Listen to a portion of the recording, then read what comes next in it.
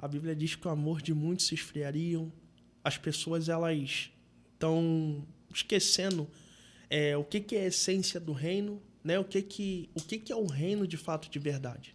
As pessoas elas estão defendendo mais facção do que o próprio reino, né? Eu costumo muito ouvir as pessoas dizerem o seguinte: o evangelho está corrompido, o evangelho está denegrido. Só que eu discordo porque eu sigo de uma tese totalmente diferente. O reino, ele permanece o mesmo, o evangelho é o mesmo. Quem se corrompeu foi o homem. Exatamente. Você roubou minhas palavras aqui. Eu que nem te quer dar uma resposta bacana, você já falou. Então, acho que os pilares importantes para a gente, a cosmovisão cristã de uma forma geral, então não só para a gente interpretar como que as pessoas têm defraudado o evangelho, mas toda a história é entender que Deus criou e o homem caiu. Deus criou perfeito. Deus, quando ele criou todo o mundo, a terra, as plantas, os peixes, as aves, ele olhou e falou, é bom. Quando ele criou o homem, ele olhou e falou, é muito bom. E aí até a segunda lei da termodinâmica, chama entropia, ela prega isso, que as coisas... eu tenho um amigo que ele sempre brinca, ele sempre fala, o caos é natural. Você constrói uma coisa muito bem feita, daqui a pouco você vai ver que está tudo bagunçado. Deus criou perfeito, Deus criou bom. E o homem se perverteu, o homem caiu. O evangelho, não houve alteração no evangelho.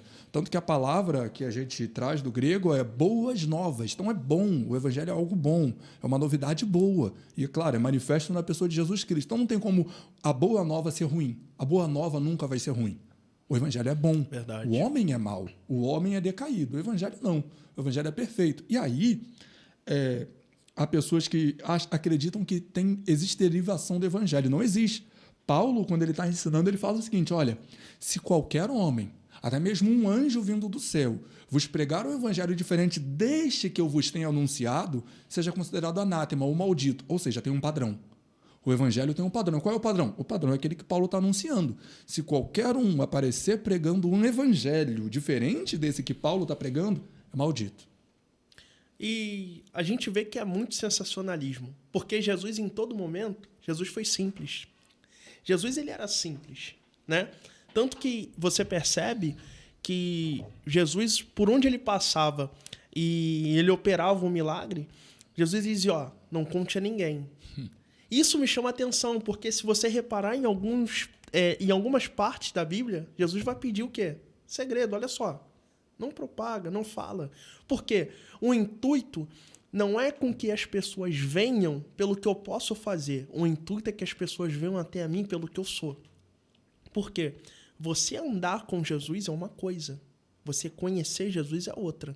E eu aprendi uma coisa, que todo adorador que não é intercessor é místico. E todo intercessor que não é adorador é exibicionista. Só quer se aparecer. Enquanto os holofotes estão direcionados a ele, tá ótimo, Deus é lindo, Deus é bom. Mas quando as luzes se apagam, a realidade aparece. Então Deus deixa de ser bom. Por quê? A sua crença, o seu condicionamento e a sua busca está atrelado não àquilo que Deus é na vida dele, mas é naquilo que Deus pode fornecer para ele. Cara, assim, a gente entra naquilo que Cristo falou sobre receber a recompensa aqui na Terra. A gente trabalha, a gente milita, mas a nossa recompensa não é terrena. O próprio Cristo, por diversas vezes, falou, o meu reino não é aqui. Embora a gente cuide da implementação ou da implantação do reino aqui, o reino de Cristo não é comida, não é bebida. E quando ele fala comida e bebida, o contexto o reino de Cristo não é dinheiro. Porque acaba que você faz tudo isso, toda essa promoção, toda essa propagação, toda essa propaganda, e no final das contas o Deus disso é o dinheiro. Tanto que Cristo, quando ele vai fazer uma comparação de Deus com o dinheiro, ele chama o dinheiro de mamon. Dá uma personificação demoníaca, um demônio. Fala assim, você não pode servir a Deus e ao demônio. No final das contas, tudo é por dinheiro. Eu acredito que aquela fama, que aquele status vai me resultar um valor monetário lá na frente. Só que, se nós esperamos, como Paulo disse, de Cristo só aqui na Terra, nós somos os mais miseráveis de todos os homens. Obviamente, Cristo nos ensinou, na oração que a gente denominou de Pai Nosso, né? A gente chama a oração do Pai Nosso. Não tem nada escrito que é a oração do Pai Nosso, mas a gente chama de oração do Pai Nosso. Eu prefiro chamar de oração modelo. Na oração modelo que Cristo nos ensinou, ele fala o seguinte: olha, Pai nosso que está no céu, santificado seja o teu nome, venha a nós o teu reino. Então, o reino de Deus, embora não seja terreno, não envolva coisas materiais, é algo que eu posso trazer para o meu meio. É algo que eu posso implantar na minha casa, eu acho que é o principal, na minha casa, no meu trabalho, na minha roda de amigos. Porque que no reino de Deus é o lugar que não tem pecado, então eu posso viver uma vida sem pecado. E eu sempre falo, as pessoas se assustam, você pode viver uma vida sem pecado? Não, calma, gente. Eu sempre dou o exemplo do carro. Se você pegar um carro aí e andar 15 mil km, pode ser que em 15 mil quilômetros o seu pneu fure. Pode ser, isso pode acontecer. Aconteceu comigo. Por isso que eu dou exemplo de 15 mil km, porque eu peguei o carro, andei 15 mil km e o meu pneu furou. O que não pode acontecer é meu pneu furar de 100 em 100 metros. A cada 100 metros o meu pneu fura, aí tem alguma coisa errada. Verdade. Então eu posso viver, sim, uma vida sem pecado, sabendo que um pecado, uma hora ou outra, vai ser um tropeção na minha vida. Ninguém sai de casa pretendendo tropeçar e arrebentar a tampa do dedão. Mas isso pode acontecer. Cristo, quando ele tem encontro com a mulher adúltera de João 8, ex-mulher adúltera, ele fala, olha, vai e não peques mais. Aí algumas pessoas dizem assim, não, Cristo está falando do pecado de adultério. Não, porque senão ele teria dito, ó, vai e não adulteres mais. Verdade. O que ele fala é, vai e não peques mais.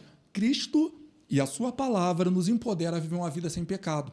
Então, o que é estabelecer o reino de Deus? É viver uma vida sem pecado, onde o pecado seja um acidente, não um hábito, e não uma prática. Por que Cristo curava as pessoas quando ele estava aqui na Terra? Ele estava dizendo, olha, no meu reino não há doença. Por que ele ressuscitava as pessoas? Porque ele está dizendo, no meu reino não há morte.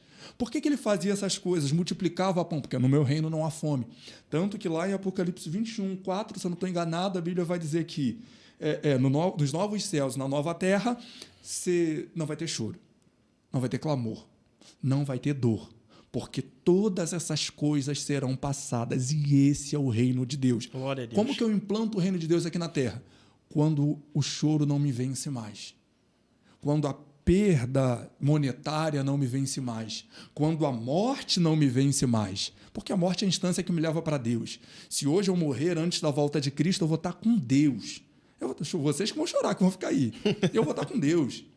Então, assim, implantar o reino de Cristo ou ter o reino em ação é fazer tudo aquilo que o nosso Cristo, o nosso rei, que foi crucificado numa cruz e puseram uma placa do rei dos judeus em cima da cabeça dele e na sua cabeça puseram-lhe uma coroa de espinhos, é fazer exatamente como ele fez. Sabendo que é aquela coroa de espinhos aqui na terra que me espera, mas no céu, uma coroa de glória.